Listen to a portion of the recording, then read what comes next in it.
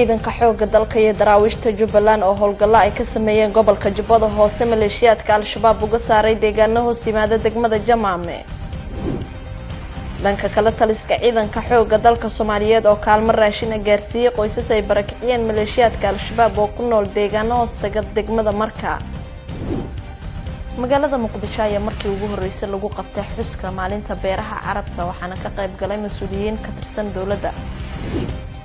wararka caalamkana waxaa ka mid ah dawladda South Sudan oo amartay in xabsiyada laga sii daayo dadka siyaasadda u xirxiran. intaasi daawadayaal waa qodobada ugu waaweyn wararka gudaha iyo dibadda oo TV-ga qaranka fiidnimadan idin haya warkaasi iyo warar kale oo faahfaahsan oo aan idin akhriyo diyaar garooba.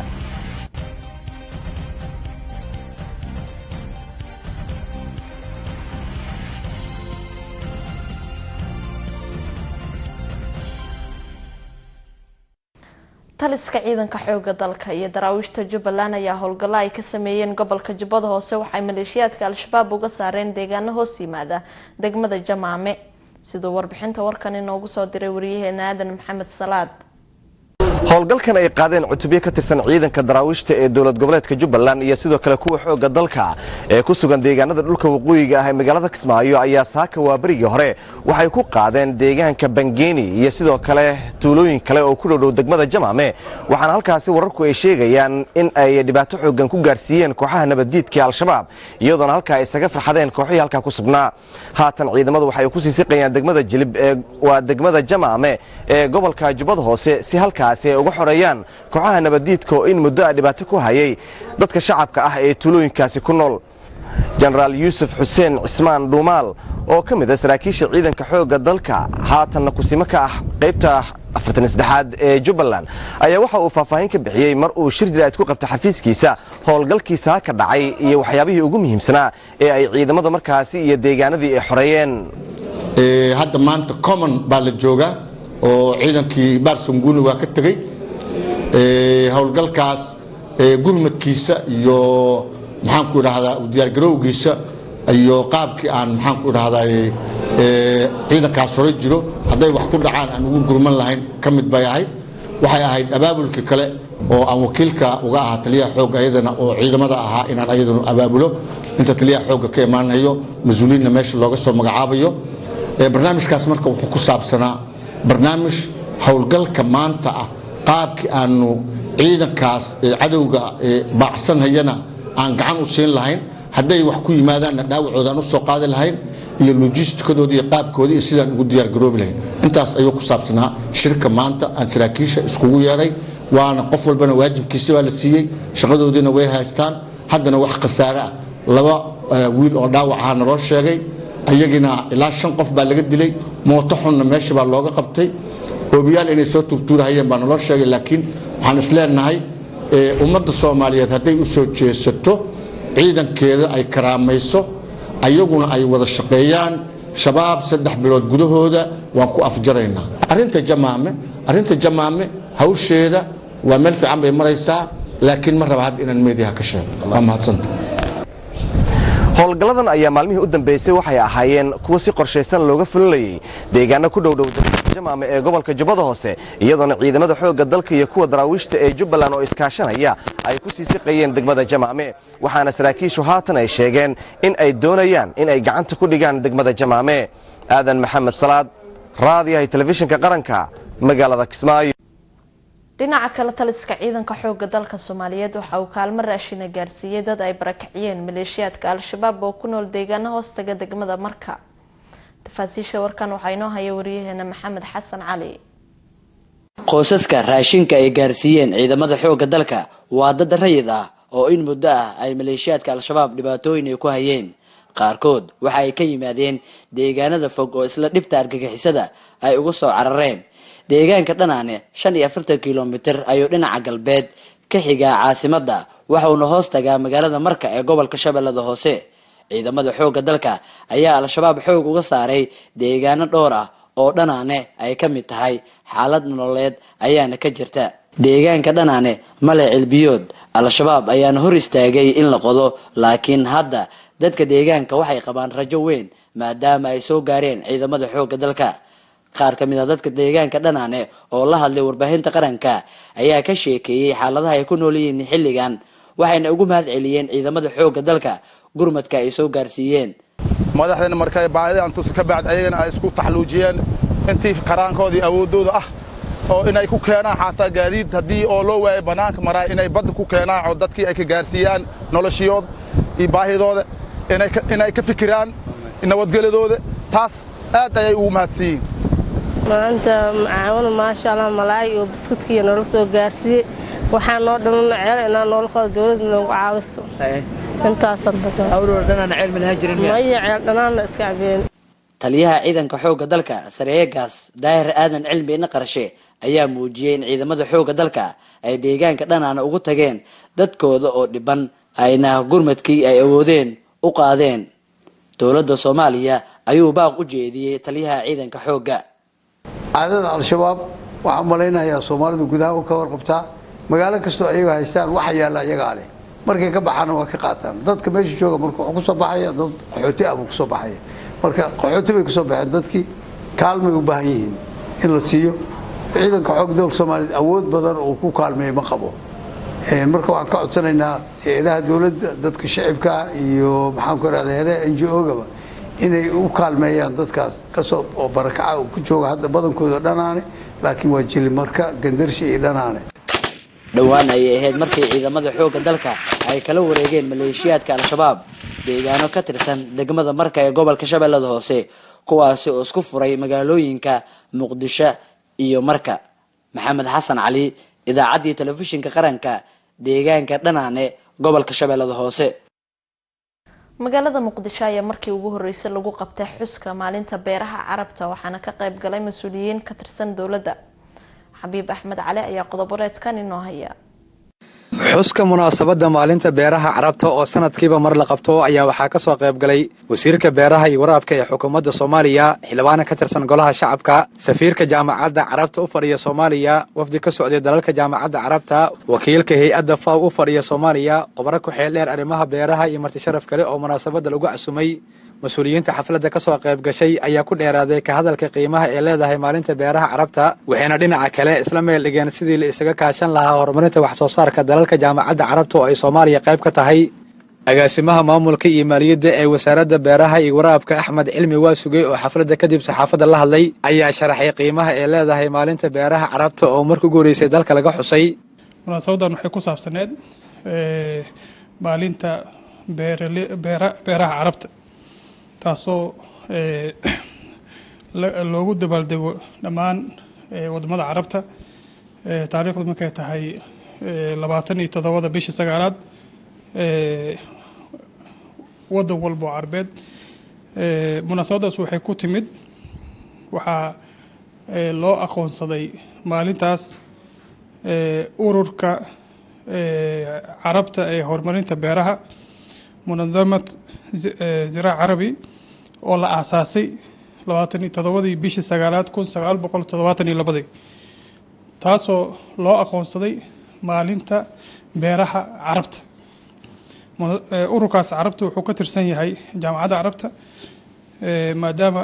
dalka Soomaaliya uu ka tirsan yahay jaamacadda Carabta gaar ahaan wasaaradda beeraha ururkan xubin ee ka tahay waa markii ugu horeysay dalka loo aqoonsaday lagana xusay maalintan ayadoo lagu weyneynayo wadamada Carabtana guud ahaan waxaa ka dhacay xalfado noocan oo kale ururkan saldhigiis wuxuu yahay dalka Suudaan xafladda ugu weyn waxay ka dhacdaa wadanka Suudaan wadamada Carabtana sidoo kale xalfado noocan ka dhaco wasaaraddu waxay go'aansatay maadaama xubinnimada ururkaas ay qayb ka tahay inay weyneyso maalintan ugu dambeyn wasiirka beeraha iyo waraabka ee xukuumadda Soomaaliya mudane Saciid Xuseen Ciid ayaa hadiyado guddoonsiiyay qaar ka mid ah marti sharaftii ka soo qayb gashay xuska munaasabada maalinta beeraha Carabta oo markii ugu horeysay la asteeyay sanadkii 1972 Xabiib Axmed Cali warbaahinta qaranka Muqdisho wadatashi ku aadan dib u eegista dastuurka dalka iyo doorka haweenka Soomaaliyeed ay ku leeyihiin ayaa lagu qabtay degmada Jowhar ee xarunta dowlad goboleedka Hirshabelle wariyaha warbaahinta qaranka Jowhar uga soo hadla Abuukar Maxamed Bacadla ayaa tafaasiisha warkan inoo soo diray. kulankani loo qabtay haweenka dawlad goboleedka Hirshabelle qaar kamid ah ka dhaca caasimadda dawlad goboleedka Hirshabelle ayaa ku saabsanaa kor u qaadista iyo dib u eegista xuquuqda haweenka dastuurka dalka ay ku leeyihiin iyo doorka bulshada ay kaga jiraan waxaana soo qaban qaabiyay hay'adda SWDC iyadoo ay ka soo qayb galeen qaybaha kala duwan ee bulshada ku nool magaalada Jowhar iyo mas'uuliyiin ka tirsan dawlad goboleedka Hirshabelle waxaa halkaasi ugu horeyntii ka hadlay gudoomiyaha ururka haweenka degmada Jowhar Madyan Xaji iyo sidoo kale gudoomiyaha degmada Jowhar Ismaan Maxamed Mukhtaar Ismaan Baari waxayna si aad uga hadleen haweenka doorka ay bulshada ku dhex leeyihiin dastuur horta waa degsan yahay oo la dejiyay kutubka quraanka waa ilaahay noo dejiyay waa haysanaa dastuur laakiin waxaa jira waxyaabo badan oo oo ummadda ay isku dhaqdo sida qofka hadii la dooranayo ama inta muddo aw xilka haayo kaleento in xuquuqda haweenka ayagana ay leeyihiin oo ilaahay ogolaadina in aan helno oo islaamkeena noo fasaxayo wixii korayna ilaahay inuu naga reebo runaantii barnaamij kasto dadka ay ku dhaqmayaan in dib loo eego wax loo baahan yahay waaye wuxuu ilaahay keenayaa dastuur noo ah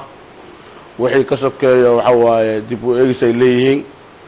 in dib loo eego waa soo dhaweeynaa in haweenka haddana ay ka qayb qaataan boqolkiiba 90 weliba aan leeyahay aadaan u soo dhaweeynaa waxaa halkaasi ugu dambeyntii ka hadlay gudoomiye ku-xigeenka labaad ee baarlamaanka dawlad goboleedka Hirshabelle Anab Axmed Ciise waxayna ku boorisay haweenka in ay ku dadaalaan sidii ay u heli lahaayeen wax ay xaq u leeyihiin alxamdulillah hadda wuxuu hiigsigeena insha Allah biidmi Ilaahi kariim aan sugaynaa inuu ka baxo dib u eegista farada badan oo uu noqdo dastuur qaran oo jira waxa la rabaa marka in aan u istaagno gabdhaha yar ka quruxda badan oo iga soo horjeedo ina ogaataan waa maxay boqolkiiba 30 boqolkiiba 30 baarlamaanka kaliya maaha boqolkiiba 30 shaqaalaha kaliya maaha boqolkiiba 30 waa inay ciidamada galaan gabdho boqolkiiba 30 waa inay ciidamada ka qayb qaataan boqolkiiba 30 waa inay shaqaalaha ka qayb qaataan boqolkiiba 30 waa inay baarlamaanka ka qayb qaataan boqolkiiba 30 waa inay golaha wasiirada ka qayb qaataan boqolkiiba 30 safaaradaha dibadda loo dirayo waa inaan ka qaadanaa Abuukar Maxamed Bacadle warbaahinta qaranka Soomaaliyeed caasimadda dawlad goboleedka Hirshabelle magaalada Jowhar aqoon isweydaarsi ku aadan doorka dhalinyarada gobolka Banaadir ay ku leeyihiin horumarinta biyaha oo ay ka qayb galeen mas'uuliyiin ka tirsan wasaaradda tamarta iyo kheyraadka biyaha xukuumadda Soomaaliya ayaa maanta lagu qabtay magaalada Muqdisho wariyaheena Cali Cabdiraxmaan Aadan ayaa aqoon isweydaarsigaasi ka qayb galay warbixinta warkan inooga diyaariyay 3 maalin ayaa dhalinyarada gobolka Banaadir waxa magaalada Muqdisho ugu socday aqoon isweydaarsi ku saabsan doorka dhalinyarada ay ku leeyihiin horumarinta biyaha kaas oo ay soo qaban qaabiyeen hay'adaha Somali Country Water Partnership iyo Somali Center for Water and Environment Dr. Abdullah Cilmi oo ah dheere dhanka biyaha iyo deegaanka isla markaana kamid ah mas'uuliyiinta soo agaasintay aqoon isweydaarsigan ayaa ka hadlay ujeedada hawshan mowduuca workshopkan iyo aqoon isweydaarsigan aan uga hadlayno kaas oo ku aadan magaalada Muqdisho sidii ugu dambeyntii ay u heli lahayd biyo nadiif ah oo raqiis ah oo ay dadka magaalada degan ay cabaan caafimaad ahaan iyo horumar ahaanna ay markaasi baahidooda lagu qabtiro ayadoo markaan la adeegsanayo xoogga dhalinyarada iyo dadka mataqaanaa aqoonta leh si ay u dhiirigeliyaan wacyiga dadkana ay kor u qaadaan Engineer Umar Suuriye oo ah la taliyaha wasaaradda tamarta iyo kheyraadka biyaha Soomaaliya ayaa dhalinyarada ku booriyay inay bartaan aqoonta deegaanka iyo biyaha marka dhalinyarada waxaan ku mataqaanaa dhiirigelinayna inay mataqaanaa bartaan cilmiga biyaha waa mare wax mustaqbalka iyo sadaqa iyo khayr ku ah oo hadaa baratido aqoontaadii aadad iyo xoolo ay biyo cabaan taas waxa weeye waa wax xaq Ilaahay aad ajar u helaysid marka dhalinyarada waxaan ka codsanaynaa in cilmigaas bartaan in isku taxallujiyaan inay muhiimadda biyaha siiyaan maanta ay u jeedaan wala socotaan oo dahab iyo diamond iyo waa waxyaalaha dadku aad u jecel yihiin intaba la-aantood waa noolaa kartaa laakiin biyo la-aan ma noolaa karti agaasimaha guud ee wasaaradda tamarta iyo kheyraadka biyaha cabdiwaaxid ibraahim axmed oo aqoon-sidaasigan soo xidhay ayaa sheegay in wasaaraddu ay wado qorshayaal horey loogu dhaqaajinayo hagaajinta biyaha wasaaraddu annaga waxaa naga go-an 3 shay inaanu horumarino yacni waxaa la yidhaahdo human capacity qofka bini aadanka ama shaksiga capacitygiisii ama tayeynta ruuxiisii si sare loogu qaado sectorka biyaha wasaaradda waxay ka mid tahay waxyaabaha u ah mudnaanta koowaad ay siinayso taasi waxay ka mid tahay nooca kane hadda maanta aanu fadhino ee markaasi tayo waxbarasho ah ama workshop ah ayay ka mid tahay wasaaraddu waxay insha allah qorsheynaysaa waxbarasho tayeysan oo kala duwan workshopyo kala duwan insha allah inaad ka qayb qaadan doontaan ay maaragtay iyaduna istaraatiijiyadeeda ay ka mid tahay muddadii uu socday aqoon-sidaarsigan waxaa ka qaybgalayaasha xasharo ku aadan horumarinta biyaha siinaya aqoon-yahano Soomaaliyeed oo ku takhasusay arrimaha deegaanka iyo biyaha cali cabdiraxmaan aadan warbaahinta qaranka muqdisho maamulka degmooyinka xamar jajab iyo waaberi ee gobolka banaadir ayaa shacabka uga digay inay qashin soo dhigaan wadooyinka xilli degmooyinka gobolka ay ka socoto howlo nadaafadeed wariyaheena muuse cismaan abtow ayaa warbixintan inoo haya magaalada caasimadda ee muqdisho ayaa waxaa ka soconaya dadaalo ku aadan howlo nadaafadeed ee lagu soo celinayo bilicda iyo nadaafadda degmooyinka gobolka banaadir iyadoo maamulka gobolka banaadir uu wado howlo lagu horumarinayo nadaafadda iyo bilic soo celinta gobolka banaadir ayaa waxaa howlaha nadaafadeed ka qayb qaadanaya shacabka ku nool degmooyinka gobolka banaadir waana isxilqaan waaxda nadaafadda maamulka gobolka banaadir ayaa qayb weyn ka qaadanayso dardargelinta howlaha nadaafadeed ee ka soconaya degmooyinka gobolka banaadir taasi oo qayb ka ah barnaamijka isxilqaan oo ay dawladda Soomaaliya ku dhawaaqday kaasi oo looga gol leeyahay in looga qayb qaato horumarinta nadaafadda iyo dib u dhiska dalka ayadoo ay jirto dadaaladaasi ku aadan howlaha nadaafadda ee lagu dardargelinayo degmooyinka gobolka banaadir ee la doonayo in lagu soo celiyo nadaafadii caasimadda muqdisho ay lahayd berisamaadkii ayaa haddana waxaa meelaha qaar iyo wadooyinka qaar ee degmooyinka lagu arkayaa nadaafad darro baahsan waxaadna arkaysaa qashin fara badan ee meelaha qaar yaala taasi oo ay ku soo shubayaan dadka goobahaasi degan waxayna taasi caqabad ku tahay howlaha nadaafadda ee ka soconaya caasimadda magaalada muqdisho halkan waa wadada via Moscow ee marta buundooyinka waxaana ka muuqanaya nadaafad darro aad u baahsan oo ka dhashay dadka degan xaafadahaasi isku raranta ah ee loo yaqaana buurkaroole oo ku soo daadiya biyaha wasaqaysan xilliyada habeenkii kuna soo daadiya qashin fara badan taasi oo saameyn ku yeelatay dadka degan xaafadahaasi iyo shacabka Soomaaliyeed ee isticmaala wadadan ayaa waxaa goordhow dib u dhis ku sameeyay maamulka gobolka banaadir waxaana hadda ka samaysmay godad waaweyn oo fadhiistay wasaqda biyahaasi oo ay soo daadinayaan dadka degan xaafadahaasi buurka isku raranta ah markii aad maraysid goobahaasi waxaa kuu soo uraya bulaacado ka samaysmay wadada oo sidii boorsaneero camal u soo uraya waxaana ka dhalan karo arrintaasi caafimaad darro baahsan ayadoo meelaha qaar oo biyahaasi wasakhaysan ay fadhiisteen aad ku arkaysid in ay ku ganacsanayaan dadka wadadan via Moscow ayaa waxa ay kala qaybisaa degmooyinka xamar jajab iyo degmada waaberi gobolka banaadir waxaa muhiim ah in loo sameeyo barnaamij wacyigelin ah ee lagu fahamsiinayo bulshada ku nool xaafadahaasi dhibaatooyinka ka dhasha nadaafad darrida isla markaana loo helo hal arrimahaasi nadaafad darrida ah iyo biyaha wasaqaysan ee lagu soo daadinayo wadada sidoo kale wadada via Tanzania ee kala qaybisa degmooyinka xamar jajab iyo waaberi ayaa waxa ay ka sameeyeen maamulada degmooyinkaasi howla nadaafadeed ayadoo loo baahan yahay in wax laga qabto godadka ka qodmay wadooyinkaasi oo ay ka jirto nadaafad xumo baahsan sababtoo ah nadaafadu waa iimaanka barkiisa gudoomiyaha degmada waaberi ee gobolka banaadir mahad cilmi cali ayaa ka warbixiyay ololaha nadaafadda ee ka bilaabmay degmada waaberi wuxuu noogu baaqay shacabka ku nool degmada waaberi inay ka shaqeeyaan nadaafadda degmada ayna joojiyaan biyaha wasaqaysan oo ay dadku qaar ku soo daadinayaan wadada laamiga ah. nadaafadu waa qofka muslimka iimaankiisa waxa ugu yar oo la sameeyo waa inaad hortaada ama dariiqa aad jidka ka qaado wasaqda taala waa caafimaadka iyo badqabka qoyska iyo bulshada dhammaan waxaan ugu baaqaynaa bulshada degmada waa bari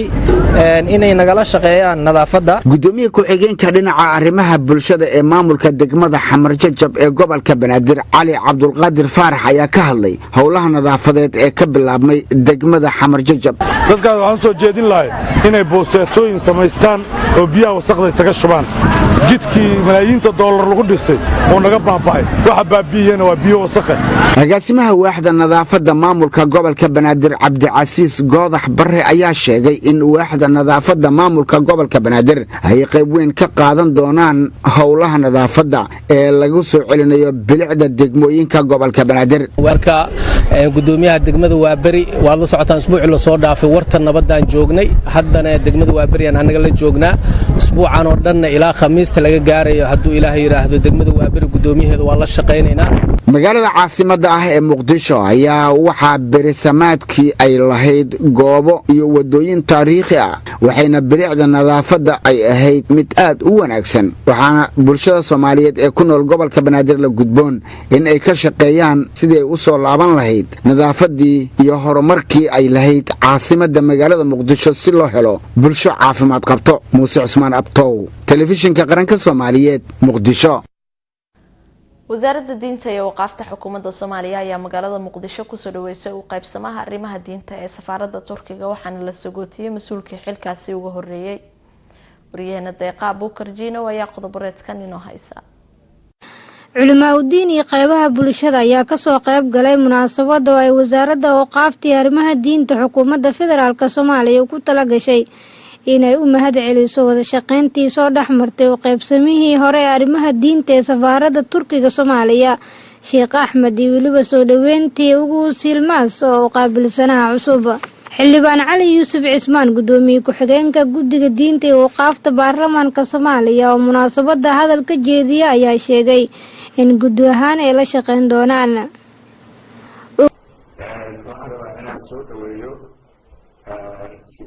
sagootinka Dr. Axmed iyo soo dhaweynta Dr. way soo dhaweynaynaa waxaana aaminsanahay runtii annagu in wax badan ay naga dhexeeyaan dowladda Turkiga aad u aaminsanahay way soo dhaweynaynaa dalkiina oo nabad ah Muqdisho oo magaaladiina oo nabad ah oo wax dhibaato aysan ka jirin ku soo dhawaada. ugu silmaas oo qaabilsanaha arrimaha diinta ee safaaradda Turkiga Soomaaliya ayaa sheegay in halka ay shaqada marayso haatan uu ka sii wadi doono isla markaana wada shaqeyn dhow uu la yeelan doono wasaaradda diinta iyo waqaafta ee xukuumadda Soomaaliya.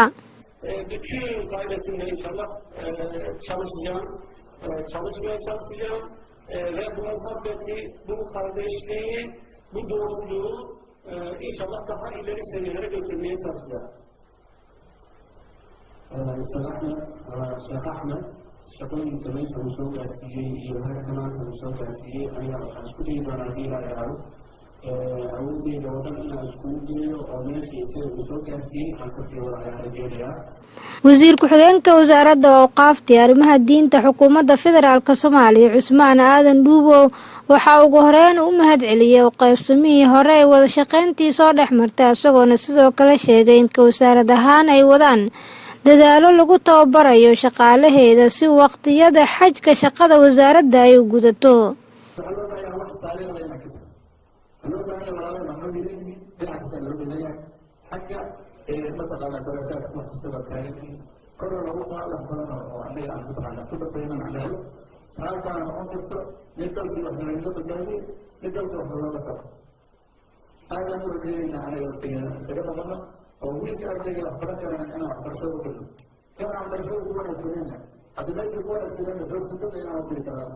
Deeqa Abuukar Jiino, warbaahinta qaranka, Muqdisho. maamulka degmada Boondheere ee gobolka Banaadir ayaa diyaarinaya qorshe la doonayo in biyo fariisadka looga ilaaliyo degmada waxaana gudoomiyaha degmadu maanta ay kormeertay qoysas roobkii hore ku guryo beelay oo guryo loo dhisay. waryaheena cabdulaahi muxiidiin codka ayaa qodob-reedkan inoo haya. sanad walba marka la gaaro xilli roobaadka ayaa bulshada ku dhaqan degmada Boondheere waxaa soo food saaray cabsi ku aadan dhibaatada ay daadadka ka dhasha roobka u geystaan maadaama ay tahay deegaanada ugu da'da weyn gobolka Banaadir. Ismaaciil Maxamuud Xaaji oo ka mid ah dadkii xilligii guga ay dhibaatada gaarsiiyeen daadadkii roobabka ayaa ka warbixiyay sidii loo caawiyay. guriyaha oo nagu dumiyay roobka soonkii afartiisa waa ka baxnay gurigii waxaan tagnay guri oo diriskeena ah ayaa dhibaatadii meeshaas ayaa ugu baxnay. alxamdulillaah degmada iyo ayaanu soo gurmadeen iyo hay'adda city markii hay'adda city ayaanu soo gurmadeen iyo degmadii jaamacadda city ayaanu soo gurmadeen gurigiina saanaan lagu habeeyey. alxamdulillaah waa fiicanna waana wad qabnaa. muriidi cadow cabdulle oo ka mid ah odayaasha degmada Boondheere goobjoogna ka ahaa dhibaatadii ay daadadka u geysteen xaafado ka mid ah Boondheere ayaa tilmaamay. waxaa ahay oday deegaanka ah markii aan warbixin idinka siino deegaanka Boondheere gaar ahaan waaxda nasiib buute iyo waaxda nasiinay waxaa aad u rakaadiyay biyo daadadka biyaha aad u rakaadiyay maadaama ay degmada Boondheere tahay dhul biyo mareen ah oo haddana hooseeyo marka wax dhibaatada deegaanka laga qabo iyo muxuu ahaay dadka ay qabaanba waa biyahaas roobabka oo sanad walba markii ay yimaadeen guryihiina laga barakaco dadna ay ku dhintaan dadna ay ku dhaawacmaan. Zainab Yuusuf Wahliye gudoomiyaha degmada Boondheere oo kormeer ku tagtay goobihii xilligii guga ay dhibaatadu ka soo gaartay biyihii ku soo rogmaday iyo qaar ka mid ah dadkii guryaha ay kaga dumeen misana dib loogu dhisay ayaa ka warbixisay u diyaar garowga xilliga dayrta. jira dhibaatooyin badan oo bulshada ay qabto degmada Boondheere oo ay ka tahay biyaha oo dhibaato ku hayo biyaha ka soo rogmada roob hadduu yimaado magaalada afarteeda koona ka soo rogmada Boondheere isugu yimaadaan juqraafi ahaan Boondheere waxay ku taallaa meel god ah ilaa Tawfiiq biyaha ka soo rogmada ilaa maxaan ku iraahdaa magaalada inta badan biyaha ka soo rogmada halkaan isugu yimaada qashinka intaas ay ka soo qaadaan halkaan ay soo dhigaan dacdaan ay soo dhigaan biyihii markay dacda ka bataan hadda ayaantii dhaweyd 34 guri ayaa duntay oo dadkoodii barakacay. 2 guri oo kamida waxaa dhistay jaamacadda city ee Boondheere ku taala dad yacni qayriya ayaa u soo dhiibtay oo sadaqaysanay waxooda jaamacadda wakiil uga ahayd ilaahay ajri xasanaadka ka siiyo. 2 qoys oo ugu liidatay ayaan maaragtay loo dhisay guryaha aad u liidatay. sanad walba marka la gaaro xilli roobaadka bulshada ku dhaqan xaafado ka mid ah degmada Boondheere waxa ay dhibaato kala kulmaan daadadka ku soo rogmada degmadaasi. kulanku aadan dhaqanka iyo waxbarashada ayaa jaaliyada Soomaaliyeed ee dalka Norway waxay ku qabteen magaalada Oslo ee caasimadda dalkaasi. wariyaha warbaahinta qaranka Norway uga soo warama Xasan Saciid Xasan Raasto ayaa tafaasiisha warkan inoo soo diray. kulankan wada tashiga iyo kala warqaadashada ah ee jaaliyada Soomaalida ee dalka Norway ay ku yeesheen magaalada Oslo ayaa waxaa ka qayb galay aqoon-yahan siyaasiyiin indheergaradka jaaliyadda waxaana madashan oo casho sharaf ahayd looga hadlay xaaladda Soomaalida xilligan ee dalka Norway xalinta khilaafaadka jaaliyadda horumarinta dhaqanka iyo waxbarashada ka mid noqoshada xisbiyada siyaasadda dalka Norway iyo waliba heerka walaac iyo walbahaar ee arrimaha sharciyada qaxootiga muddooyinkii ugu dambeeyay ka jiray dalka Norway. maxamed cabdulqaadir waxa uu madax ka yahay ururka Soomi ee xuquuqda aadanaha waxa uu sharxayaa mid ka mid ah dhibaatooyinka loo baahan yahay in jaaliyaddu xalliso. waxaa rabaa sidoo kale inaan idinla wadaago arrin aad problem inaga inoogu haysay oo ah baasaboorka Soomaaliga ah oo la yiri waxa loo baahan yahay baasaboorka Soomaaliga ah qofkii haysta humanitarian ground lagu siiyay ama sabab bini'aadantinimo lagu siiyay baasaboorka waxa loo baahan yahay inuu baasaboor Soomaaliya uu ka doonto Belgiumka ama Talyaaniga. ayadana sidoo kale waxbaan ka qabanay waxaana la xiriirnay safaaradda Belgiumka safiirka u fadhiya Soomaaliya waxaana ka codsanay inay dib nagu tahay oo ay mashaakil nagu tahay in hooyo Soomaaliyeed oo 8 ama 7 cunug wadata inay halkaan ka tagto oo Belgiumka tagto ama Talyaaniga tagto oo ay 60,000 oo koran lacag gaaraysa ay ku baxdo iyadoo iyo hoteeladeeda sidaas la adligeed waxaan ka codsanay safaaradda Soomaalida ee Belgiumka inaan helno shaqaalahooda qayb ka mida in halkan la keeno waqtiyada qaarkood marka aan diyaarinno dad gaaraya ilaa 30 ama 40 qof oo baasaboor doonaya Soomaaliya sidaasna loogu hawl fududeeyo. Faadumo Cali Madar oo ka mid ah mas'uuliyiintiina ka hadlay golahan kana mid ah xildhibaanada golaha deegaanka ee siyaasadda caasimadda dalka Norway ayaa ka hadashay baahida loo qabo aqoon-yahan iyo hoggaan ay jaaliyadu yeelato kaasi oo haatan aan jirin sida ay sheegtay. weligiin miyaad maqasheen weligiin baad maqli jirteen Norway expert group Norway oo Soomaalida ku takhasusay Soomaha weligiin miyaad maqasheen expert group Soomaaliya asalkoodu yahay oo Soomaalida ku takhasusay ama Soomaalida wuxuu qabtaa ama yiraahdo expert group baan nahay ma maqasheen waa maya maanta waxa la doonayaa inaan aku dambeeyo hadalku waxa la doonayaa in aynu yeelano expert group Soomaalida u hadli kara oo dawladda Norway iyo meediyaha Norway iyo qaybaha kala duwan ee civil society-guba ay ku soo hagaagi karaan. Xasan Raasta raadiyaha iyo telefishinka qaranka Soomaaliyeed Norway. saxaabta qiimiga iyo qadarinta inaga mudan wali waxaad la socotaan warka TV-ga qaranka Soomaaliya oo idinkaga imaanaya stuudiyaha magaalada Muqdisho. Dawladda South Sudan ayaa martay in xabsiyada laga sii daayay dadka siyaasadda u xirxiran. Salva Kiir madaxweynaha Suudaanta Koonfureed ayaa soo saaray amar laamaha amniga lagu farayay inay xabsiyada ka sii daayaan dadka arrimaha siyaasadda u xirxiran ee muddada lagu cadaadinayay fikirkooda. siyaasiyiinta magaca leh dad la shaqeynaya mucaaradka iyo shakhsiyaad lagu tuhmayay inay taageero siin jireen jabhadda dawladda ku kacsaneed ayaa ka mid ah dadka xabsiyada laga fasaxayo kuwaasi oo xirnaa qaarkood tan iyo sanadkii 2011 arintani waxay ku timid heshiis bishii hore ay dawladda Juba iyo mucaaradku ku gaareen in la dhiso dawlad lagu mideysan yahay lana bilaabo geedi socod nabadeed. hay'adaha xuquuqda aadanaha ayaa dhowr mar soo saaray in boqolaal ruux ay xabsiyada ugu jiraan fikirkooda siyaasadeed qaarkoodna loo geystay dacatiyo.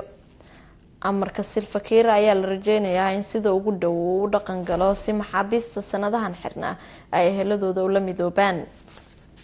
mudanayaal iyo marwooyin warbixii gudaha dalka iyo dibadda inaga soo gaaray aad xilligan kala socoteen TV-ga qaranka Soomaaliyeed stuudiyiisa magaalada Muqdisho waa naga intaa wixii warar nagu soo kordhaca oo inta aan ku guda jirno xilli tibinteena wareed ayaad ku daawan doontaan insha Allah inta ka horeysa waqti wanaagsan iyo daawasho habboon.